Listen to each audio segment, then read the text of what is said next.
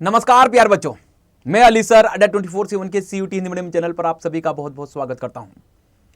क्या sir CUT UG 2024 की जो एग्जाम हम लोगों की चालू होने वाली 15 मई से, उसके अंदर हम किस प्रकार से नेगेटिव मार्किंग से बच सकते हैं?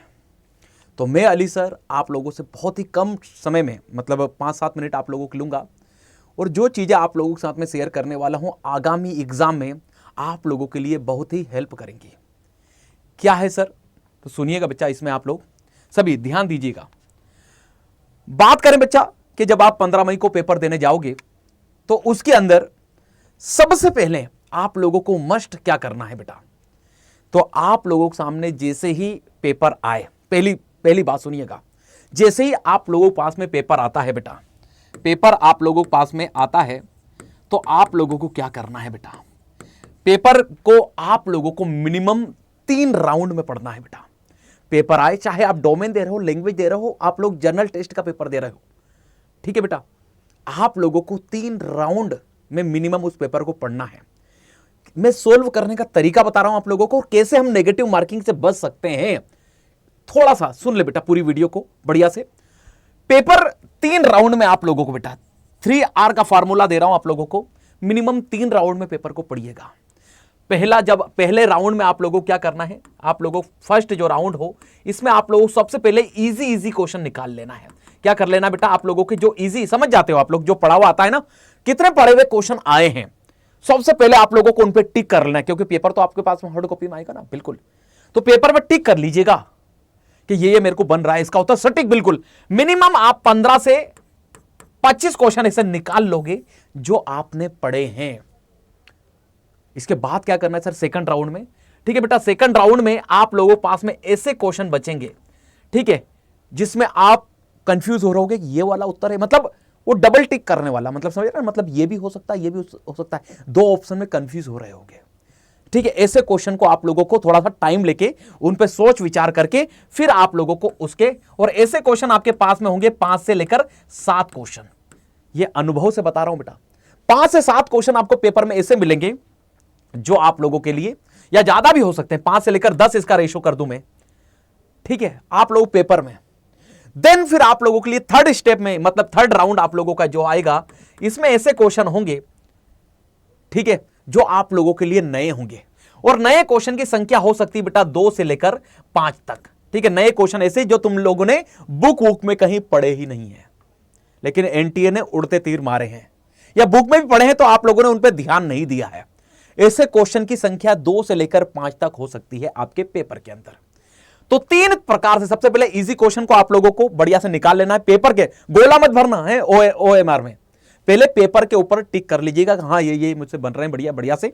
3 राउंड में आप लोगों के लिए, और ऐसे सेकंड राउंड में क्या करना है, जो आप लोगों को डबल ऑप्शन वाले, और उसमें से हाँ ये हो सकता है, ये उसको आराम से कर लीजिए, और फिर जिस पे आप लोगों को, ठीक है, तुक्का लगाना है, ठीक है, उसको। अब आप सोच रहे हो सर तुक्का लगाना है? हाँ बेटा तुक्का लगाना है। तो सर क्या हमें सभी प्रश्नों का करने का प्रयास करना पड़ेगा?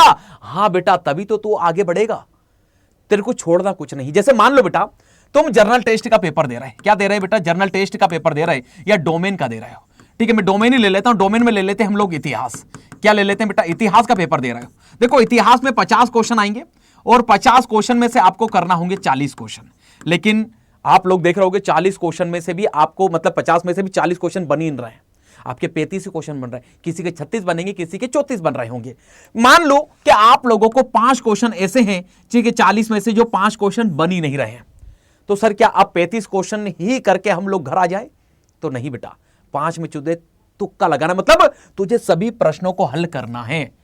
तो सर इससे हमारा रिजल्ट बिगड़ेगा तो नहीं, तुझे फायदा ही होगा बेटा, तुझे फायदा होगा मेरे बेटा। कैसे फायदा होगा सर बताओ?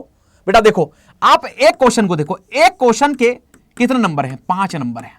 अरे एक क्वेश्चन के 5 नंबर है बेटा, मतलब तूने एक तुक्का लगाया और वो सही हो गया तो तुझे 5 नंबर मिल गए। लेकिन तुमने 5 में तुक्का लगा रहे हो, 4 क्वेश्चन में और तुमने तुक्का लगाया, और वो चारों आप लोग देखोगे, ठीक है, गलत हो गए, तो -4 हो गए, क्योंकि एक क्वेश्चन गलत होने में, ठीक है, -1 होगा, तो 4 मतलब -4।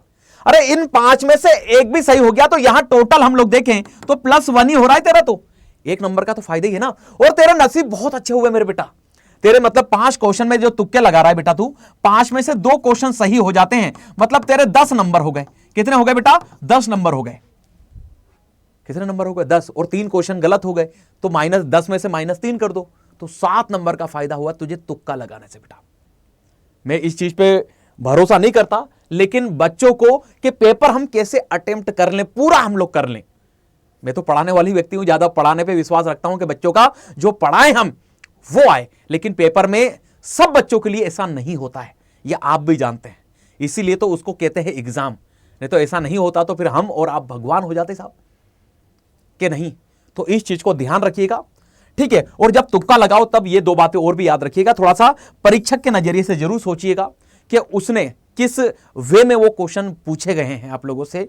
और दूसरी बात, पिछले वर्ष मतलब जो आप लोग अभी PYQ लगा रहे हो, ठीक है, उनमें ध्यान दीजिएगा कि जो टफ वाले क्वेश्चन आए हैं उनके उसने ऑप्शन क्या रखे हैं, ABCD ज्यादातर आप लोग देखोगे, ठीक है। जो टफ क्वेश्चन आते हैं उनका कभी भी बेटा, एक चीज और सुनिएगा, तुक्का लगाओ तो किसको ऑप्शन में आप लोगों को गोला भरना चाहिए, तो बेटा कभी भी आप तुक्का लगाओ ना तो A ऑप्शन को मत चुनना, A को कभी मत चुनना। टफ वाले क्वेश्चन का A उत्तर बहुत कम होता है, बहुत कम।